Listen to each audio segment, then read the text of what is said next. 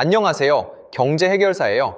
어제 새벽 누군가는 자고 일어났더니 계좌에서 삼성전자가 사라져 있었어요. 본인이 판 게 아니에요. 증권사가 아침 9시도 되기 전에 그분 의사도 안 묻고 강제로 팔아버린 거예요. 그것도 시세보다 더 싼 값이에요. 같은 주식을 든 옆 사람은 멀쩡한데 왜 이 사람만 이렇게 됐을까요? 종목이 아니라 빚 때문이에요. 지금 빚내서 산 주식, 그러니까 신용융자가 사상 처음으로 38조 원을 넘었어요. 그리고 그 빚으로 산 주식이 강제로 팔려나가는 반대 매매가 최근 한 달에만 1조 2천억 원어치 터졌어요. 하루에만 1697억 원이 청산된 날도 있었고요. 2년 8개월 만에 최대예요.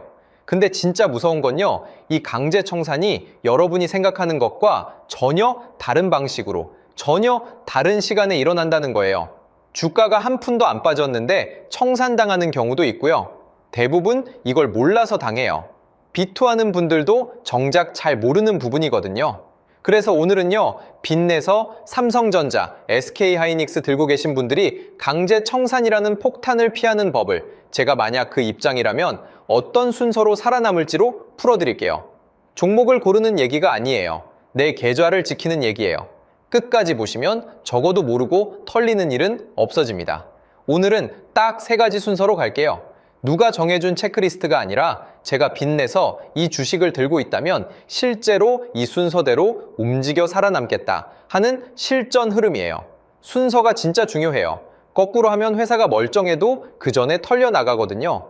빚낸 사람은 회사보다 내 계좌부터 봐야 해요. 첫째, 내가 어디까지 버티는지, 그러니까 내 강제 청산 라인부터 숫자로 아는 거예요. 막연하게 무섭기만 한 게 제일 위험해요.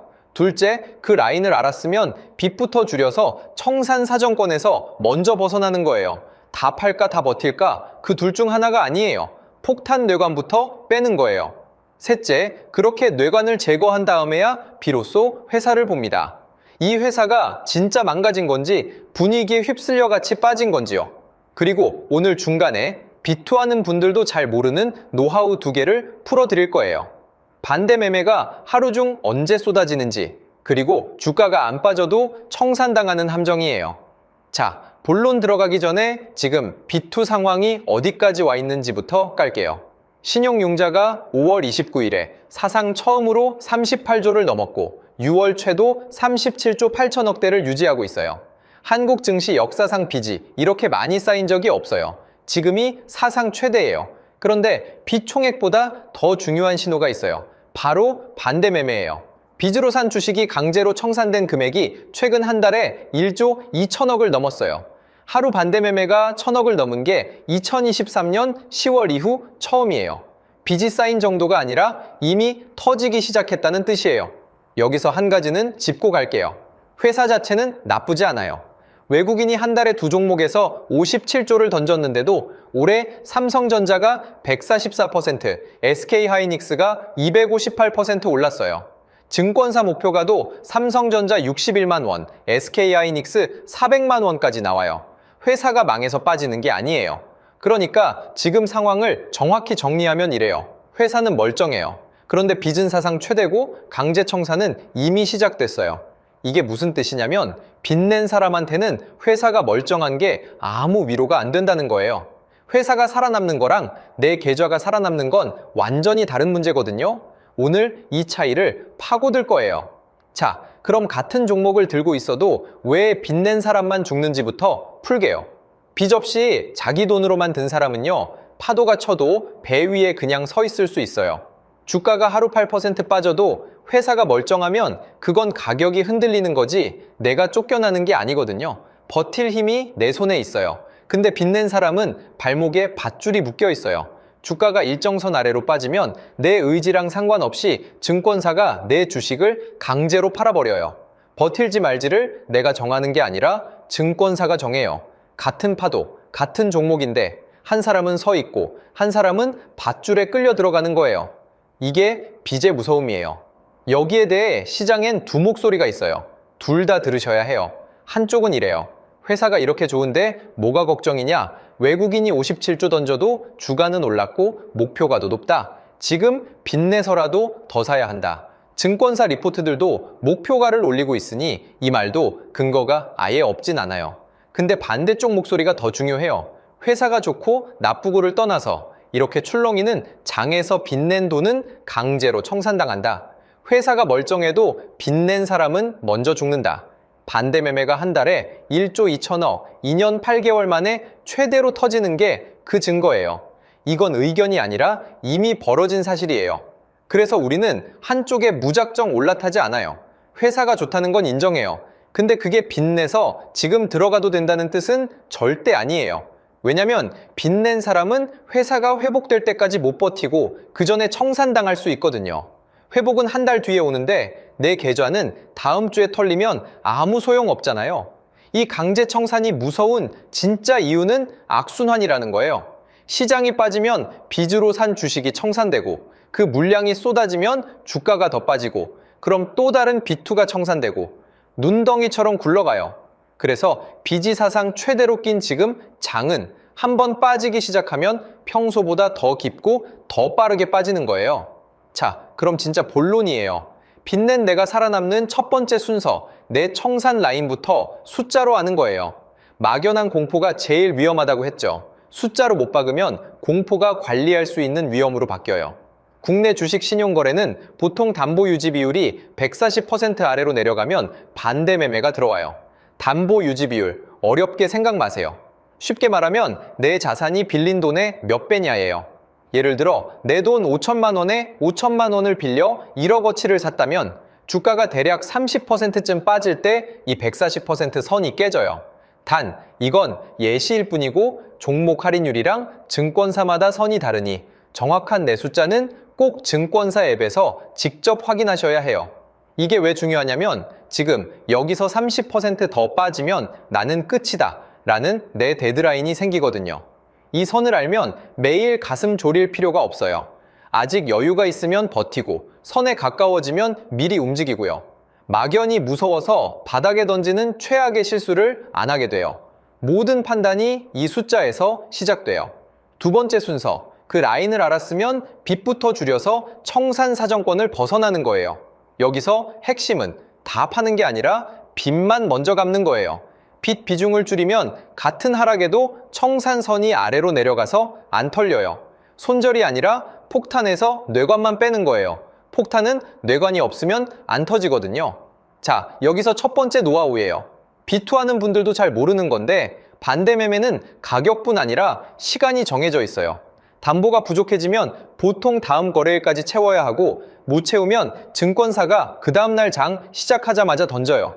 정확히는 오전 8시 30분에서 9시 시작 동시호가 때예요. 그것도 시장가나 하한가로 던져요. 가격을 안 따지고 무조건 팔아버린다는 뜻이에요. 그래서 B2 청산 물량은 장이 열리고 처음 30분에서 1시간 사이에 가장 더럽게 쏟아져요. 대매 수문이 아침에 한꺼번에 열린다고 생각하시면 돼요. 그 시간에 물이 제일 거세요. 이게 실제로 어떻게 벌어지냐면요. 지난 폭락 때 한 투자자가 SK하이닉스를 빚내서 들고 있었어요. 저녁까지만 해도 내일 반등하겠지 하고 잠들었대요. 그런데 그날 밤 미국 증시가 빠졌고 다음날 아침 장이 열리자마자 8시 30분 동시옥에서 본인 주식이 하한가 근처로 강제 매도됐어요. 손 쓸 시간도 없었어요. 더 억울한 건요. 그날 오후에 시장이 반등했다는 거예요. 조금만 버텼으면 청산 안 당했을 텐데 아침 그 30분을 못 넘겨서 바닥에서 강제로 털린 거죠. 빚낸 사람의 진짜 비극이 이거예요. 회사가 망한 것도 아니고 방향을 틀린 것도 아닌데 단지 아침 그 짧은 시간을 못 버텨서 게임이 끝나버리는 거예요. 이걸 알면 두 가지가 보여요. 하나, 내가 청산당할 처지라면 증권사가 시장가로 막 던지기 전에 전날이나 아침 일찍 내가 먼저 호가 보고 파는 게 손실이 훨씬 적어요. 증권사 강제 매도는 내 사정 안 봐주고 하한계라도 팔아치우거든요. 같은 매도라도 내가 하면 가격을 고를 수 있어요. 둘, 빚 없는 분이 분할 매수를 노린다면 시초가 패닉에 덥석 사지 마세요. 그 청산 물량이 다 빠진 다음을 노리는 게 유리해요. 장 초반에 강제 물량이 우르르 쏟아지고 나면 오히려 그 뒤에 반등이 나오는 경우가 많거든요. 같은 폭락장이라도 하루 중 시간대를 알면 대응이 완전히 달라져요. 자, 두 번째 노하우는 더 충격적이에요. 주가가 한 푼도 안 빠졌는데 청산당하는 함정이에요. 다들 가격만 보는데 증권사는 시장이 출렁이면 위험한 종목을 신용거래 가능 목록에서 빼버리거나 보증금률을 갑자기 확 올려요.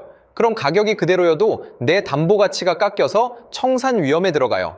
실제로 이번 같은 변동성장에서 한국투자증권은 30가의 종목의 증거금률을 올리거나 신용대출을 막았고, 메리츠증권은 20가의 종목 증거금률을 100%로 올렸어요. 평소 40에서 50%면 되던 보증금이 100%가 되면 빚으로 그 종목을 못 들고 있게 되는 거예요. 보험에 비유하면요, 잘 드러났다고 안심하고 있었는데 보험사가 어느 날 갑자기 이 항목은 이제 보장 안 해드려요 하고 빼버리는 거랑 같아요. 내가 잘못한 것도 없는데 보호막이 사라지는 거죠. 그래서 빚으로 들고 있는 종목이 신용제한 공지에 떴는지 증권사 알림을 꼭 챙겨보셔야 해요. 여기에 하나 더, 증권사는 반대 매매할 때 전날 종가에서 15에서 30% 할인된 가격으로 수량을 산정해요. 무슨 말이냐면 강제로 털릴 땐 시세보다도 더 불리하게 팔린다는 거예요. 그래서 청산은 한 번 당하면 생각보다 훨씬 크게 다쳐요. 미리 피하는 게 답인 이유예요. 자, 청산 라인을 알았고 빚을 줄여 뇌관을 뺐어요. 그제서야 세 번째 순서, 회사를 봅니다. 순서가 왜 이래야 하냐면요, 빚낸 사람은 회사부터 보면 안 돼요. 회사가 아무리 좋아도 그 전에 청산당하면 게임 끝이니까요.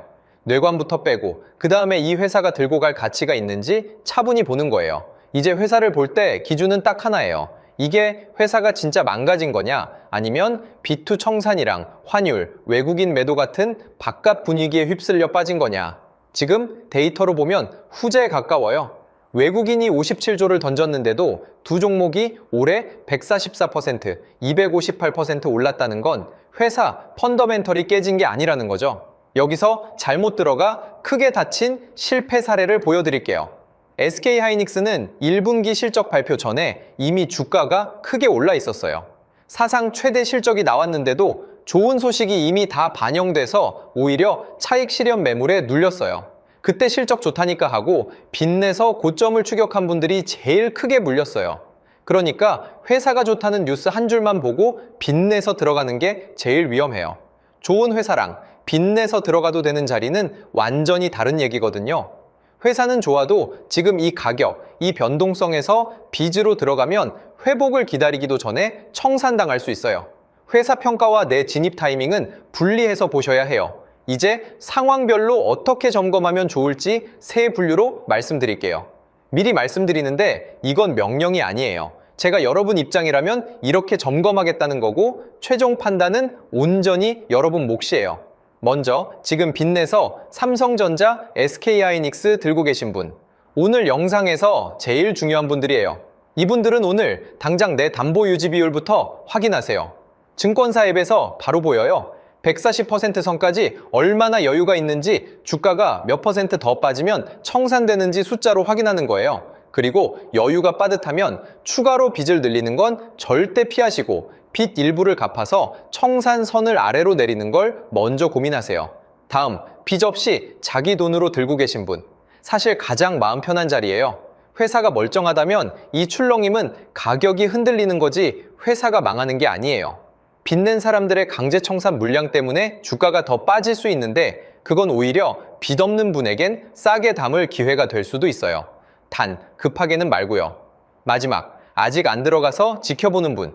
지금 가장 유리한 자리예요. B2 청산이 한창인 지금 급하게 들어갈 이유가 없어요. 오히려 반대 매매가 정점을 찍고 줄어드는 걸 확인하고 들어가도 늦지 않아요. 그리고 들어갈 땐 절대 빚으로 들어가지 마세요. 지금 같은 장에서 B2는 강제 청산 1순위니까요. 마지막으로 빚낸 분들이 직접 추적할 신호 3개를 드릴게요. 첫째, 내 담보 유지 비율. 140% 선까지 여유가 얼마인지 증권사 앱에서 매일 확인하세요. 이게 내 생명선이에요. 둘째, 내가 든 종목이 증권사 신용 제한 목록이나 증거금률 인상 공지에 떴는지. 이건 주가 안 빠져도 나를 청산시킬 수 있어요. 셋째, 시장 전체 반대 매매 규모가 정점을 찍고 줄어드는지. 이건 금융투자협회 통계에서 확인할 수 있어요. 반대 매매가 줄기 시작하면 강제 청산 악순환이 풀린다는 신호고, 계속 늘면 변동성이 안 가라앉아요. 이 세 가지는 주가 방향을 맞추는 게 아니라 내가 안 털리는지를 보는 신호예요. 이게 핵심이에요. 자, 오늘 길게 달려왔으니 한 줄로 정리할게요. 같은 삼성전자, 같은 SK하이닉스를 들고 있어도 빚이 있느냐 없느냐로 생사가 갈려요. 회사가 살아남는 거랑 내 계좌가 살아남는 건 완전히 다른 문제예요. 그래서 빚낸 사람은 회사부터 보면 안 되고 내 청산 라인부터 봐야 해요. 순서가 생명이에요. 살아남는 순서 다시 기억하세요. 첫째, 내 담보 유지 비율로 청산 라인을 숫자로 안다. 둘째, 빚부터 줄여서 청산 사정권을 벗어난다. 셋째, 그제서야 회사가 진짜 망가졌는지 분위기에 휩쓸린 건지 차분히 본다. 그리고 반대 매매는 장 초반에 쏟아지고 주가가 안 빠져도 신용 제한으로 청산당할 수 있다는 거 꼭 기억하세요. 투자의 100%는 없어요. 근데 빚내서 들어간 사람이 모르고 강제 청산당하는 일, 그건 분명히 피할 수 있어요. 오늘 그 눈 하나는 꼭 챙겨가셨으면 좋겠어요. 마지막으로 여러분 생각이 궁금해요. 지금 빚내서 들고 계신 분 담보 유지 비율 확인해 보셨어요? 청산 라인까지 얼마나 남았는지 댓글로 같이 점검해 봐요. 그리고 혹시 빚 없이 버티시는 분, 아니면 이번에 빚 줄이기로 마음먹은 분 있으면 댓글로 상황 적어주세요. 제가 하나하나 같이 봐드릴게요. 무리하지 마시고 오늘 밤도 계좌 잘 지키시길 바라요. 경제 해결사였습니다.